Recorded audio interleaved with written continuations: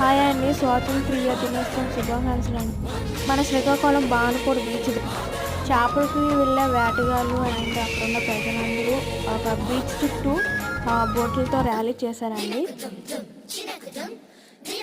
Vande Mataram Vande Mataram Vande Mataram Vande Mataram